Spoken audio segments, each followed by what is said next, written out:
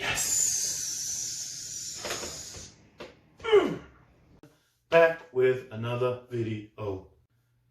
Kia ora everyone, my name's Zach. I love rugby. Welcome back to Hakatime Rugby. For these videos, we're going to do a series of prediction videos on the matches that are coming up at the Rugby World Cup. This Friday, things kick off. And it kicks off in a big way with the hosts taking place in their first match of the tournament. What I really want to do is go through each of the games over the weekend. So we'll preview Friday's matches, Saturday's matches, and Sunday's matches. And I'll give you my thoughts on who I think is going to win. All right, let's get into match number one. This is match number one of the World Cup. This is the first match for the host nation. And it kicks off in a big way. So we got Japan playing Russia. Now, first thing, let's look at the recent history of Japan. And they've had an interesting prep for this tournament. They made a decision a year out from the World Cup to get the core group of this squad together and basically to train together extensively over the course of the year to really build those combinations.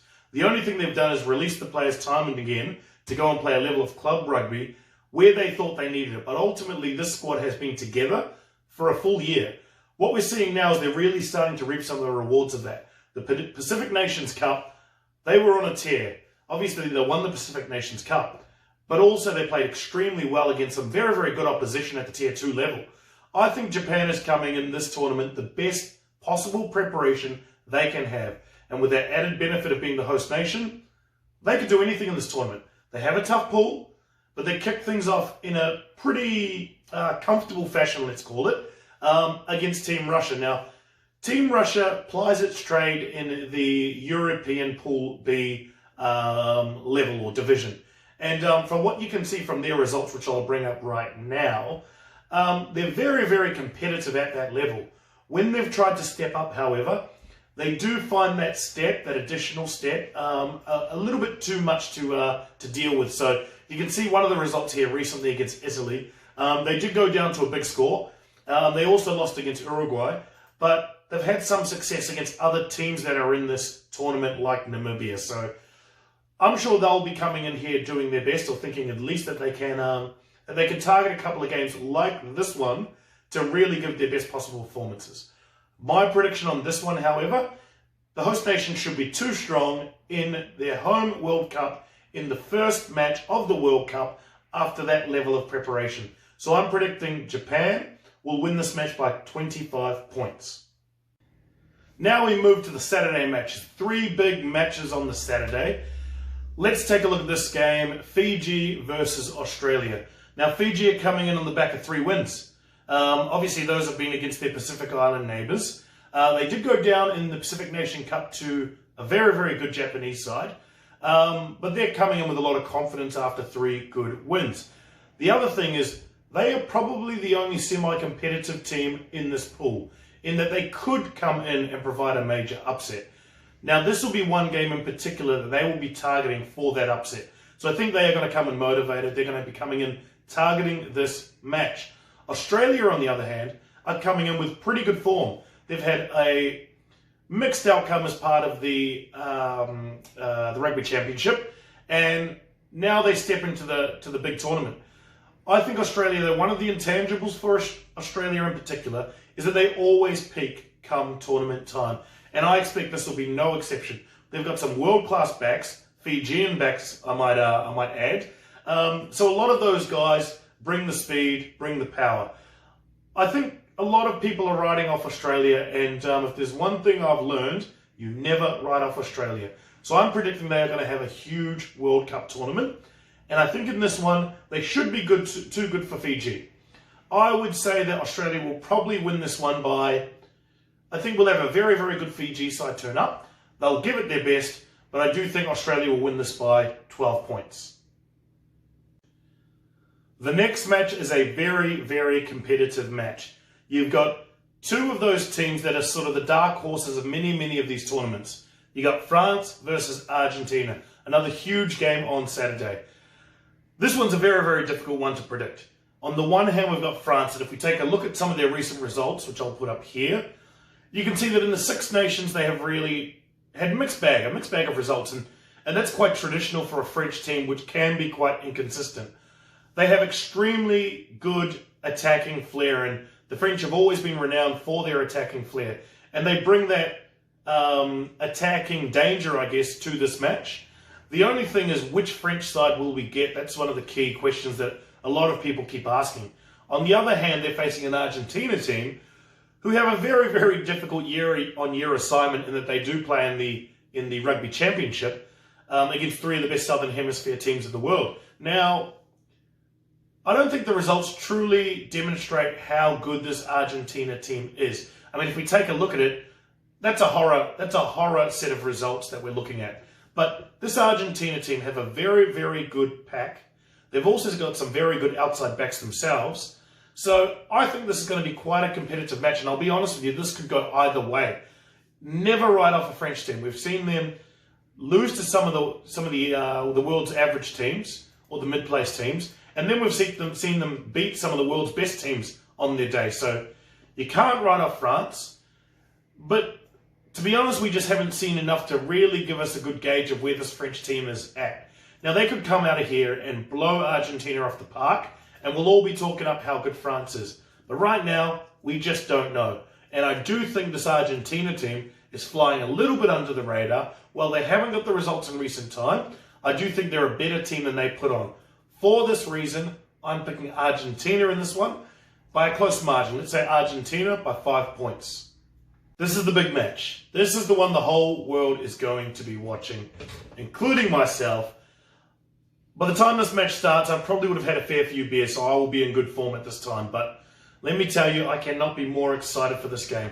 Whoever wins this game is going to stamp themselves as the favourite for this tournament, without a doubt.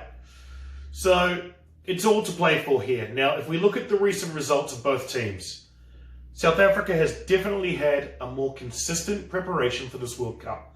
They've won the Rugby Championship. Their only blemish is a draw against the All Blacks. In New Zealand, I will say, they're certainly peaking at this tournament, and they're peaking in time for this tournament, I should say. And I believe we're going to see one of the great games in this match right here.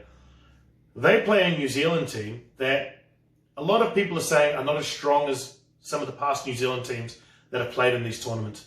If you look at their results, now obviously they've had the loss to Australia, which was quite a significant loss. That was one of the biggest losses the All Blacks have suffered to Australia. And then they've managed to bounce back with a solid victory. However, a lot of people are looking at this All Blacks team saying, okay, you've drawn against South Africa, you've lost against Australia. There's certainly a bit of momentum that is lacking in this All Blacks team. That aside, the All Blacks have been here many, many times. And in the last couple of World Cups, they've learned a lot about what it takes to prepare for key matches. I believe they're really targeting this game as a key match, as the Springboks will as well. So this one is as close as you can get. The last 3 times these teams have met, we have seen South Africa win by 2 points, we've seen New Zealand win by 2 points, and we've seen a draw. It does not get any closer, right? You can't split these teams. The only question will be, how are they mentally and physically prepared on the day of this match? We've got no way of telling, right? So I think the difference in this match is going to be whether or not the All Blacks can counter-attack a very, very strong Springboks rush defence. And they've been working on it, right? So they played with a dual playmaker option. I think part of that was to try to counter-attack the rush defence. What we've seen them do is just little chips over the top. If you remember that Sevu Reece try against Australia, it was brought about from a little chip through, which resulted in Sevu Reece catching the end of the ball on his foot and running away for that try. So I think they're going to be looking at 2 options here. One is the offload from the centres to try and beat the rushing defence. That person will try and run into the defence and offload with the space that should be left exposed on the sides, as well as that little kick through. The only question will be, can they execute against what is probably the best rush defence in the world, right? The Springboks play a very high-risk defence, but they're very, very good at it. These are the words that I've heard Steve Hansen say himself. So where does that leave us? It's going to be, can the All Blacks attack do better than Springboks defence? I think this one is going to be extremely close. I think if we've seen anything, it is that these matches come down to the wire. The last match, which was a draw, was really Springboks were able to score in the last minute or 2 minutes. The same is true for the New Zealand 2-point win, where they were able to score in the last 2-3 minutes. So this is an 80-minute game. Could go either way. I'm tipping the All Blacks in this one. I just think their ability to deal with this pressure is something they have built over the last 3 World Cup cycles. And I think they will be really, really prepared here. Now, they've experimented with a few things, and let's see if they're ready to execute on the day. Now, let me just say, whoever wins this game, or whoever loses this game, I should say, they still have a huge opportunity in this tournament, and neither team or their fans should be disheartened by the result in this game.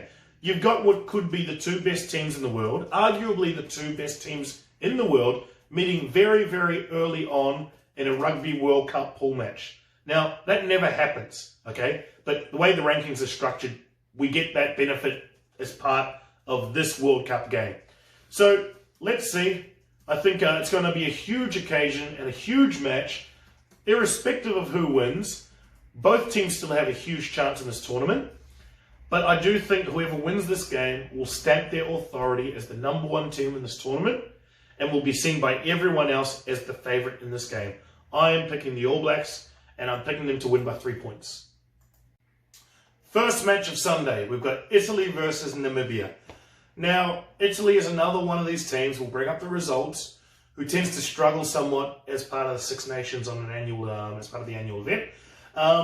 One thing, though, is that they do play a high level of competition, and they have some really, really good players. So what I'm looking to see is, their number 8 obviously is playing within his 4th World Cup, and it will be his swan song as part of this tournament. So they've got a lot to play for, and they're really getting some good preparation here with Namibia. Now, Namibia is probably a team that is coming into this World Cup as the lowest ranked, and probably the team that will struggle the most. Now, that aside, they've got all to play for here, and they really should be seen as a team that can exceed their own expectations. I hope some of these young guys that are coming in as part of this Namibia team will see this tournament for what it is. It's a good opportunity for them to trial their combinations, build some experience, deal with pressure, and play some top-tier teams. And that's a real value. So they'll be focusing a lot on performance. Let's take a look at their recent results. And that should serve them well, but they certainly have struggled in World Cups that they have represented in. And I don't think this will be any different from a results perspective. But as I say, if they focus on experience and they focus on their preparation, they might get a lot of value out of this World Cup. That aside, I do believe that this match in particular should be relatively competitive in that it should have some moments where both teams can truly shine. But ultimately, Italy will be too good for this Namibia team, and they should run away with it, I would estimate, by about 25 points. I'd expect Italy to win by 25. This is going to be a competitive game. Both teams are coming in with reasonably good form. Scotland in particular is one of those teams that have sort of been second placed in a number of different pools and made it through to quarters here and there. They've probably underperformed in some of these tournaments, but they will see this as a big opportunity for them to really kickstart their campaign. We'll check out their recent results. Obviously, they play in the Six Nations, and there's been a few teams that have dominated that. That skews the results somewhat in terms of Scotland's capabilities. But they will be coming in here really looking to make their mark in this game. On the other hand, you've got Ireland, and Ireland have come into this tournament as the world's best team, ranked #1 in the world for the first time in their history. And let's see how that plays out. Now, they've been able to get 2 very good wins in the lead up to this campaign against Wales. And we can't undervalue the importance of those wins from both a confidence perspective, but also from a perspective of trying out some of the new combinations that they'll be looking to execute upon. I look at this game and I think Ireland is certainly the better team going in, but how will preparation, how will that pressure affect them? Particularly as they went down to England to quite a heavy defeat. Now, I think Joe Schmidt is a world-class coach. I think their captain, Rory Best, is probably copping a little bit too much flack.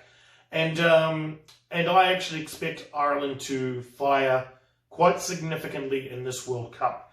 Now, will they kick on to higher honours? That's yet to be seen, but I do think in this game in particular, Ireland will be too good for Scotland, and should get the win by 10 points. So those are my predictions for the first 3 days of the Rugby World Cup. I couldn't be more excited. I'm going to be spending the whole weekend in front of the TV watching every single one of these games. What I'll also do is after the matches, I'll give my view on what I thought of the game. I'll do a full recap on each of the matches, and then we can discuss how good my predictions are. I'm hoping whether they're good or bad, you get some value out of it, and they should get better and better over time. Let's see. The other thing I'm going to do is give a video on my recommendations for the gamblers in the audience on some of the betting odds that may be of value to you. Now, I plan on betting on a number of games. Whether you choose to or not, that's up to you. But I'll give you my thoughts on what I will be betting on, what I'll be placing wagers on, and more importantly, where I see value in the bets. That's it from me. I'll be back very soon with another video. Man, I can't wait for these games. I hope you enjoy the Rugby World Cup. Let's get it on. Let us see where we at. Let us see where we at. Let us see where we at. Is it recording right now? Your head is over the H, so it's like Hakatime rugby.